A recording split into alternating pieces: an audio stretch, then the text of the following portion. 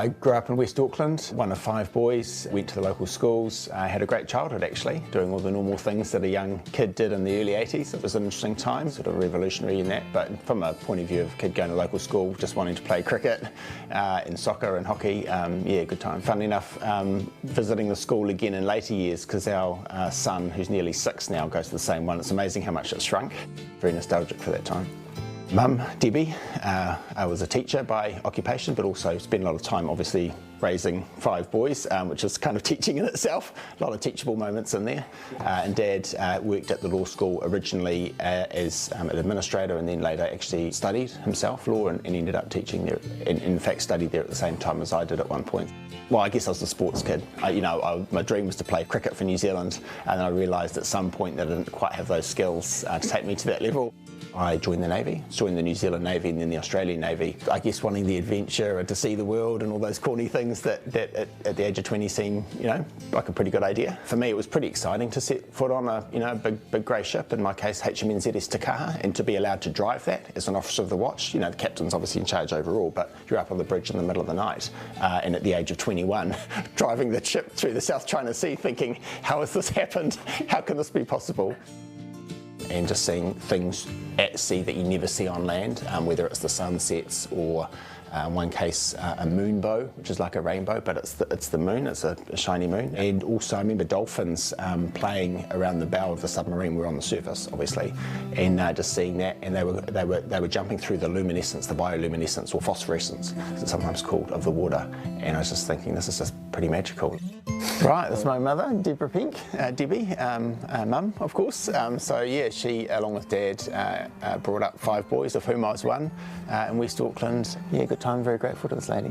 I think he was always, if I use the word ambitious, just wanting to do his best and, make things work and that sort of thing. Except I do remember one rather hilarious thing at a parent-teacher interview once. Do you remember hearing about this? This is going to come. One day he was obviously feeling out of sorts because he said to his teacher who'd asked him to do something, and this was back in the day when you didn't speak back to teachers, he just told her to do it herself. But she thought she brought it up at parent-teacher, she just thought it was absolutely hilarious. For context, there was still corporal punishment back in those days. But also for context, I think I was 5. So. You were 5, it was your year 1 teacher. Yeah. Harold Alexander Penk served in the New Zealand Expeditionary Force, so the Army, as a medic, World War II. Like many of that generation, and particularly those with the experience of serving in those theatres of war, and as a medic seeing a lot of quite horrific stuff. Didn't like talking about it at all. I don't think I ever had a conversation with him about it, which is really sad to me. Really proud of him and the things that he did, even though you don't understand it that much as a young guy growing up, and it's just a thing that all the grandfathers did, and actually some grandmothers too, I should add, including his wife, my nan. Joan Penk, my grandmother, on my father's side, joined up the New Zealand Women's Auxiliary Air Force, the WAAFs as they were known, male-dominated world of the military of all things, so quite an amazing thing that it took a world war for that to happen, but obviously opened a lot of doors in different ways in the generations that followed. Always, at all times, fight on. I met my wife, Kim, at law school. We were both studying law. In my case, I'd studied previously, ran away to sea, joined the Navy, come back. So we crossed paths a little bit outside the school environment, or university and academic environment as well. So that cemented things a little bit, and yeah, the rest, as they say, is history. Then we were engaged for a little while and eventually got married in, early 2012, I guess, so more than 10 years ago, which is kind of crazy. Crazy in a good way. Not easy for the family of a politician.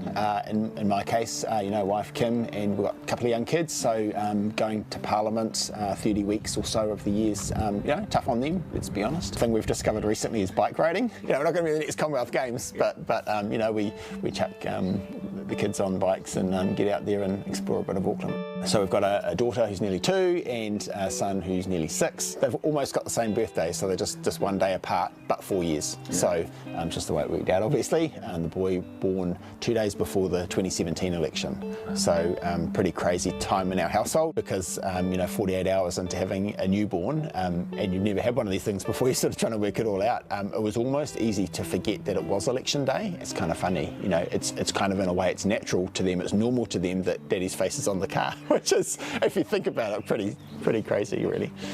I think every MP comes in with a background and a set of circumstances that shape them. Sometimes it will be, you know, an ethical or a moral or a religious faith. For me, you know, I had that background growing up. I do reflect on whether I'm living up to values of, you know, looking out for others and doing unto others as I'd have them do to me, and to know that I fall short, you know, often, basically every tweet. So, for example, but at least I know it. I can vow to do better next time.